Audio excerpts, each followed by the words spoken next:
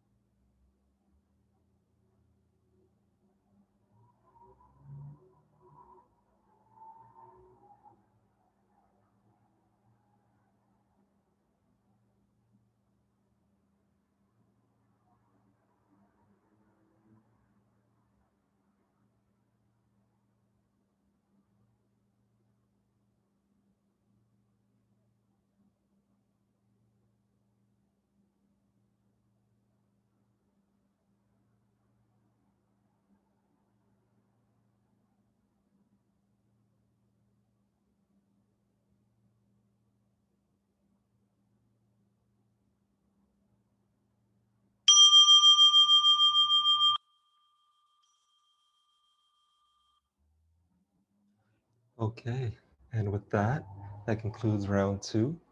Hope you guys are all feeling okay over there. As always, the leaving note is to brush your teeth.